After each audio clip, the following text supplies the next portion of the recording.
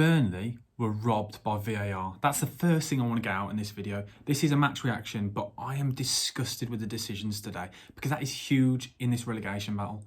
There should have been a penalty. Lucadinho was a handball. I don't understand what is going on. The decision against Burnley last week, that one there was a bit more argument about how it hit him and things like that. But I don't understand how the Lucadinho one was not a penalty. That was a penalty. Not only that, that is not a red card for Matt Loughton right at the very end.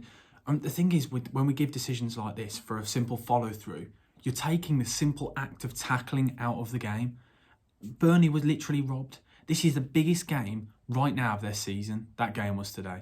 With the win, they'd have been completely in the driver's seat. Yes, Burnley, it's a good result in the end, the fact that they got a draw, but they were robbed of a win. They would have won that game. I can't categorically say that, but they pretty much would have in a game which there was so much riding on it, so much pressure, and Burnley did everything they needed to. Overall, I thought Burnley they had a game plan. They'd hit Villa on the counter-attacks with the diagonals, whip the ball in and create problems, and that's what they did. Set pieces, they were causing problems, but VAR, yet again, comes in, and for some reason, don't know what's going on, but Burnley don't seem to be getting decisions. How on earth that was not given as a penalty is a joke, and that red card, that's again, it's another huge thing, because Burnley could have easily conceded in that last 5 minutes when the balls kept going forward. Yes, they didn't really struggle, but it'd be another decision that would have gone against them, and that would have haunted them. I don't understand what on earth is going on. But by the way, if you're new to the channel, please do like and subscribe, whoever you are, which fan base you are. But I want to know your thoughts on this game, because overall I thought it was a really good game of football. Burnley came quite clearly with the premise of defending and counter-attacking. They knew Villa would want the ball, but Villa really struggled in that first half. I thought Villa were dreadful. I thought they lacked that cutting edge. They got the ball in the final third, they moved it around, but they just simply didn't have that final moment, the thing that big sides need. And this Villa squad, they've got a very good squad of players, but they shouldn't have that cutting edge, that moment where they could score. They never really seemed to trouble Burnley, let's be honest. And it was a great goal, came from McGinn when he cut in on his left, put the ball through to Buendia. And it was a great goal, but other than that, really, Pope made a few saves, but I don't think Villa had many chances. Whereas Burnley had some huge chances. Weghorst should have scored at the end if it wasn't for great defending by Tyrone Mings. Who'd have thought it? Great defending from Tyrone Mings. I think that's the first time anyone's ever said that, ever. It was a great challenge from him. Potentially Weghorst could have maybe fainted, but it's a big ask to do in the moment. But you've got to lift it, surely. Like, you've got the whole goal to aim at, and Tyrone Mings is he's not taking up the whole goal, is he? But I just feel gutted for Burnley with those decisions, because the if buts and maybes and things like that going on football, you can't throw those about. But when it's decisions like that in such big pressure, high octane games of football, these decisions could send Burnley down. It's a joke, really, and I don't understand the officiating. I don't understand how that's not a penalty for Lucadinho. He's flapped at the ball. He's basically played basketball. It's a joke. And then the red card at the end, Loughton's, it's not a red card. It's a yellow at best. He followed through. He's got the ball. He's caught Chambers. What's he supposed to do? Is he not allowed to lunge into a challenge anymore?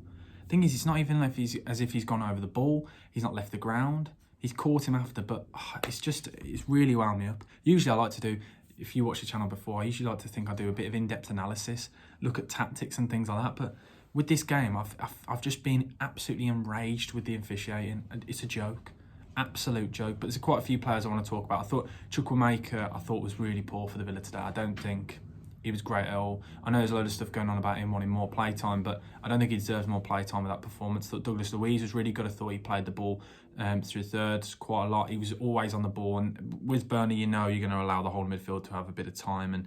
But I was looking earlier, he had 125 touches, so you could see the influence he had on the game. But John McGinn, I thought was great as well. I thought Cam Chambers, I thought Buendia was okay. Obviously a great goal, but other than that, I don't think he really caused many problems. I thought Ollie Watkins struggled, but it was as if Villa couldn't cope with the fact that Burnley sat deep and said, you know what, you try and do something, see what you can do. And they just really struggled with that. Villa can't break down sides. We've seen that throughout the season. They prefer sides that come out and try to attack them, and then they can pick them off, because they've got some really good players. I thought Bertrand Traore, I thought, was woeful when he came on. I thought he was really poor. Coutinho didn't do much, but I think John McGinn, Matty Cash, Callum Chambers, I thought Mings had a good game. Lucadinho, Douglas Luiz had a good game. Yeah, but my man of the match for Villa, I'd probably say is McGinn. And my only worry for the Villa is that lack of cutting edge in those big moments, because you can quite clearly see they can create chances, but they just can't take them. They don't have a natural goal scorer in that side. And that's one thing I think they're really to look at next season for when they're building and potentially pushing on for this Europe. Whereas Burnley, I thought Burnley played quite well. I thought Charlie Taylor was good down on that left-hand side. I thought Roberts was really good. Ashley Barnes had a good game. I thought Maxwell Cornet was playing well, because these players don't have... When you're playing up top for Burnley, you know you're not going to get many chances, and you've got to take those moments. And I thought Cornet did. I thought he held the ball up well, and obviously he won the penalty, which Ashley Barnes stuck away quite nicely. I thought he had slipped over, and you watch it back, he does slip over, but the fact he still put it away is still brilliant. I thought Tarkowski was amazing, but we can talk about Nick Pope now. Nick Pope single-handedly got that point for them in the end, because the amount of massive saves he made towards the end. When I say massive saves, there was one huge save from that header when he got down low. So really, when I said Villa didn't have any clear-cut chances, they did have a clear-cut chance. It was Bertrand Traoré. He got down to his right really fast, really well, and you can just see how good he is. He's so good. No matter what happens to Burnley, they have got a keeper that is arguably one of the best in the league, personally. Shot stopping wise, I know there's question marks with his overall play, but he was class for them today, and I thought he collected crosses, and I think that's why Villa just really struggled when they whipped the ball in every time. You knew Nick Pope was going to collect.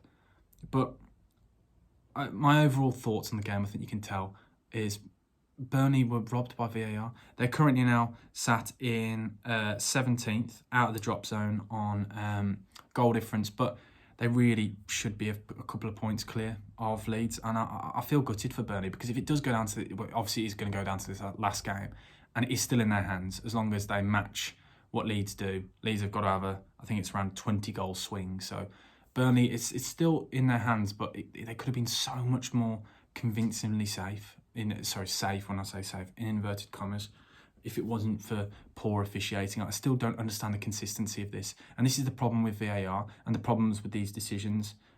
Me being a West Brom fan, it's not biased against the Villa. I'm not moaning at the Villa here, but with smaller sides, I had it as a West Brom fan. These decisions don't seem to go to relegation battle sides, because for some reason it's like there's no pressure. And it's like when you play against the bigger sides and the decisions don't go that way. Burnley don't seem to get any decisions this year, and I really feel for Burnley. They were robbed by VAR today, and I'd be if they go down now by next week, I'd be disgusted with the officiating, because it is simply down to that Burnley haven't got more points from this game. But overall, I'd probably say Nick Pope and John McGinn for me were the two man of the matches in the game. I'm going to have to edge it towards Nick Pope. I thought he was class towards the end. But let me know, guys, in the comment section below your match thoughts. It's not a normal type of video where I've just moaned about VAR. I don't usually do that too often, but yeah, disgusting today. Burnley were robbed. Burnley simply were robbed. But let me know, you guys, your comments and your thoughts in the comment section down below. Are Burnley safe? And Villa, was it convincing? Because I don't think it was a convincing result from them. But as I said, let me know. Smash the like button and do subscribe. BucketHatSam over and out. Thanks for watching. Enjoy. Have a good night. Goodbye.